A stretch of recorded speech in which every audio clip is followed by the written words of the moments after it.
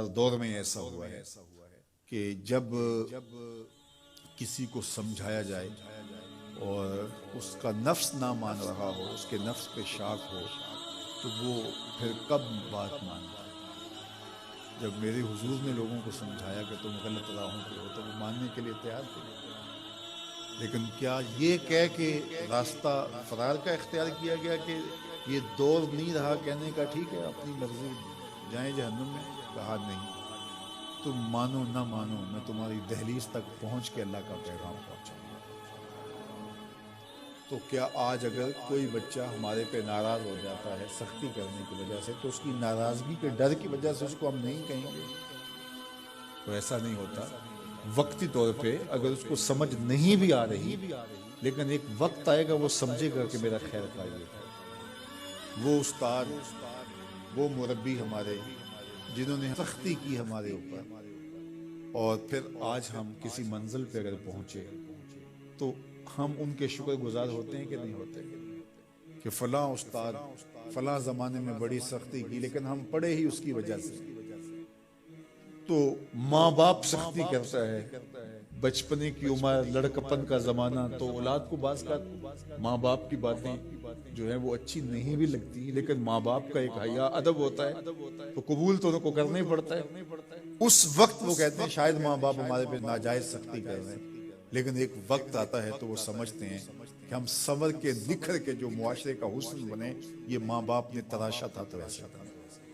फिर वो माँ बाप के शुक्रगुजार होते हैं। तो इसलिए आप किसी से हमदर्दी करें तो वक्ती तौर पे तो उसको तकलीफ होगी, लेकिन बाद में आपका शुक्रगुजार होगा।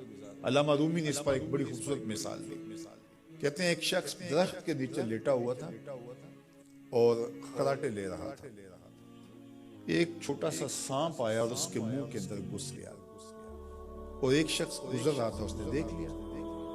वो बड़ा परेशान हुआ कि अगर मैंने इसको बेदार करके कहा कि तेरे अंदर सांप घुस गया है तो ये खौफ से मर जाएगा, अब क्या करूं? तो उसने एक छड़ी से उसको जोर से मारा। वो हड़बड़ा के उठा। क्या हुआ? उसने एक और छोड़ी, उसने भागना शुरू किया। वो भी उसके पीछे भागने लगा।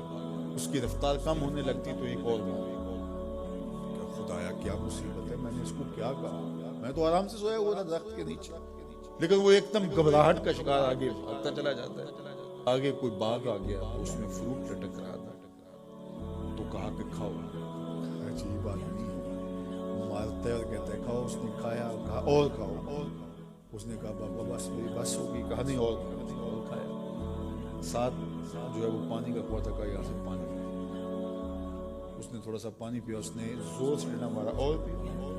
उसने और पी लिया। रूमी कहते हैं कि बंदा बड़ा हैरान, अजीब मेरा दुश्मन है, कभी मारता है, कभी फल खिलाता है, कभी पानी पिलाता है। उसने कहा मेरे से और नहीं पिया जाता। उसने कहा पीता है कि नहीं, एक और छोड़। तो उसने और पानी पी लिया। कहा चलो दौड़ो। जब बंदे ने कुछ खाया हो ताज़ा ताज़ा और दौड़े तो फिर जो हालत होती है वो आपसे मख्फी नहीं है। तो फिर दौड़ने लगा। तो आगे जब गया तो कोई ठोकर लग गई। पानी पिया था भरपूर और फ्रूट खाया था, और पहले भी दौड़ भाग के आया था, अब भी दौड़ना शुरू कर दिया, और पीछे से जो है वो हाथ में डंडा पकड़ा हुआ। रहम कर ही नहीं रहा। थोड़ा सा ढीला होने लगता तो जोर से मारता, दौड़ते हो कि तो ठोकर लगी, गिरा, साथ ही कह आई और सांप निकल के बाहर आ गया, और वो लहराता हुआ जा रहा था। उसने उसको पकड़ के सीने से लगा लिया। कहा मैं तेरा दुश्मन नहीं था, लेकिन तेरा इलाज नहीं था, तो मैंने तुझको इतना मारा है, मैं तुझसे माजरत करता हूँ। उसने कहा मैं तेरे से माजरत करता हूँ, जो मुझे तेरे पे गुस्सा आता है, इसलिए कि तू मेरा खैर खा था। जब हकीकत सामने आती है तो फिर पता चलता है कि कौन किसी का खैर खा है और कौन किसी का दुश्मन। इसलिए खैर खाही के जज्बे के साथ अद्दीन व नसीहा, दीन है ही खैर खाही। तो खैर खाही कभी इस तरह होती है कि आप किसी की खैर खाही कर रहे होते हैं, उससे लग रहा होता है कि ये मेरी खैर खाही कर रहा है, और वो आपको उस वक्त ही शुक्रगुजार होता है। और कभी ऐसा होता है आप उसकी खैर खाही कर रहे होते हैं, उसको नहीं लग रहा होता कि ये मेरी खैर खाही कर रहा है, उसको गुस्सा आ रहा होता है। लेकिन जब उसको बाद में समझ आती है कि इसने मेरी खैर खाही की है, तो फिर वो आपका शुक्रगुजार होता है। और कभी ऐसा होता है उसको बाद में भी नहीं पता चलता इसने मेरी खैर खाही की, लेकिन तुम्हारा रब जानता है वो अगर राई के दाने के बराबर भी नेकी हो और वो किसी पहाड़ में भी हो, तुम्हारा रब उसको भी ले आए। इसलिए लोगों के साथ उसमें सलूक करो और नेकी का हुक्म दो, लोगों की बेहतरी का सोचो, तो इससे तुम्हारा रब तुमसे राजी हो।